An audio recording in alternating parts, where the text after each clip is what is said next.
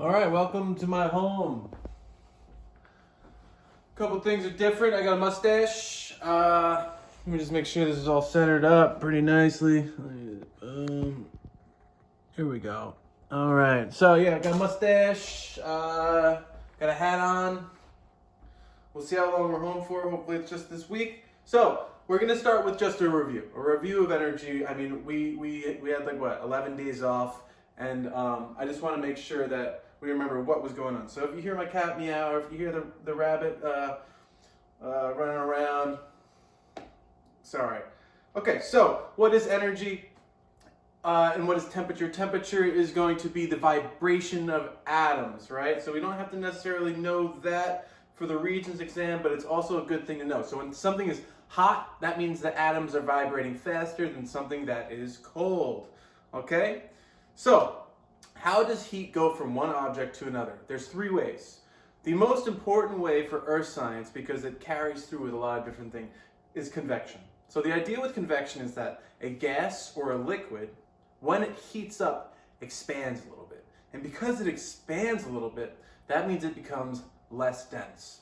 So like we learned at the beginning of the year, when something is less dense than something else, like let's say a log with water, right? So a log is less dense than water, so it floats to the top. So the idea is that when something heats up, like air or a liquid, it will float to the top. So hot things rise. So with this flame, hot things rise, which pulls air into this tube, causing it to go over towards the flame, heating up, expanding, right? Becoming less dense and rising again.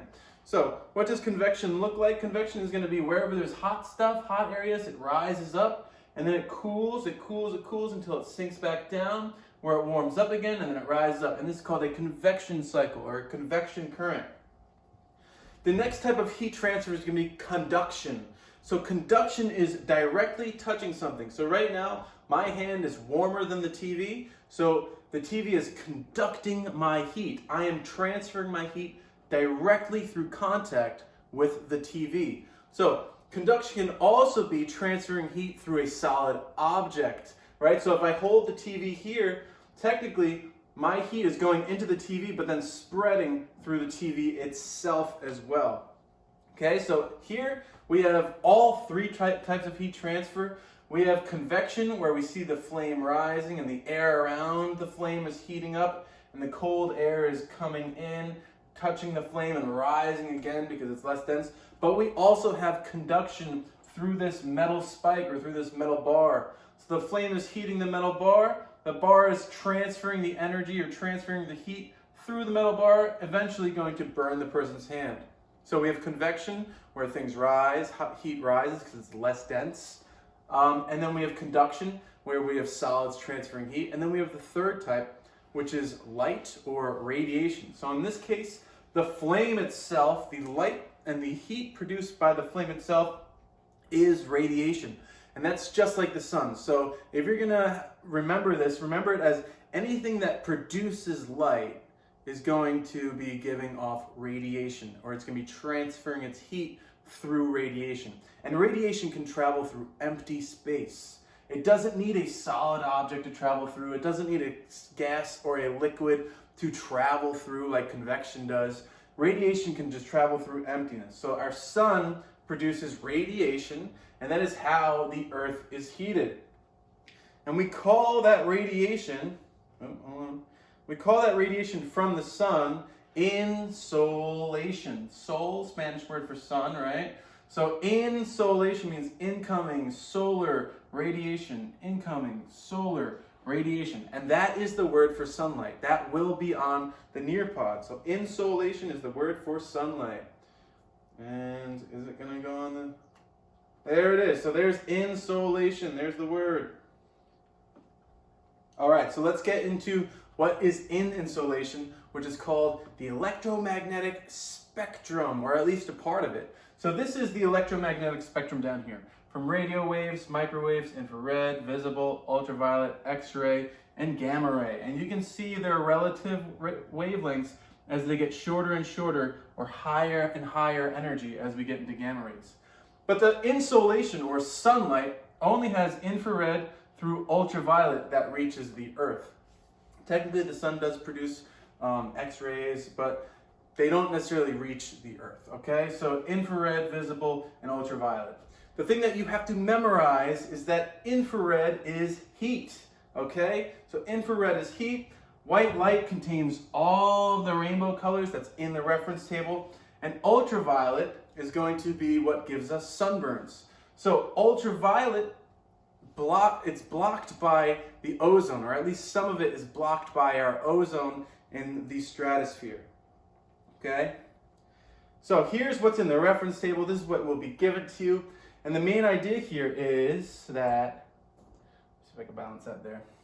If we decrease length between our fingers, if I decrease length, that means I have a shorter wavelength, meaning that gamma rays have the shortest wavelength out of all these forms of light. And if we're just talking about visible light, violet light is on the most decreased wavelength, or the shortest wavelength. So that's going to have the shortest wavelength of visible light. On the contrary, we have red light, which is visible light, which has the longest wavelength. And then out of all of this light here, right, because all these colors here are technically held within this little area, out of all of this light that exists in the universe, radio waves have the longest wavelength. Kitty, kitty, no, kitty, relax. Cat's bugging out. Okay, so the other thing you have to know is that gamma rays have the shortest wavelength, meaning that they have the highest energy. So to make a short wavelength, it uses a lot of energy, but a long wavelength, like a radio wave, doesn't use much energy. Okay? All right. So final little thing that we need to cover is called specific heat, and it's about the speed that objects heat up. All right, PowerPoint, come on. Okay, so specific heat. Main idea here. When you have water in a pan or in a pot and you want it to boil, it heats up so slow. It takes forever for it to heat up. But then once the coffee or whatever the boiling water is hot, it stays hot. So the idea is that water changes its temperature. It heats up very, very slowly, and it also cools down very, very slowly. So if you look at liquid water here, liquid water has a high specific heat, meaning that it heats up slowly and it cools down slowly. We all know that metals heat up really fast and cool down really fast. That's why when we touch a metal that's cold, it feels super cold because it's pulling our energy in really, really fast. Or if we touch like a metal pan that's really hot, it's super hot and it burns us because it's able to transfer its heat into us really fast. So these metals like iron, copper, and lead, with their low specific heat, heat up really fast and cool down really fast. So a low specific heat heats up really fast, cools down really fast, while a high specific heat like water heats up really, really slow and cools down really, really slow. So this is why places that are on the coast or near the oceans, their temperature doesn't change much because the water moderates the temperature. It doesn't allow the air to change its temperature as much as an area that is more inland, like Kansas. Kansas's temperature and like desert temperatures heat up really fast and cool down really fast, while coastal areas with their high specific heats, because they're close to water, heat up really slow and cool down really slow. All right, so that's the general idea behind this Nearpod, this review. It should be a review, but it's been a while, I get it, so let's get back into things.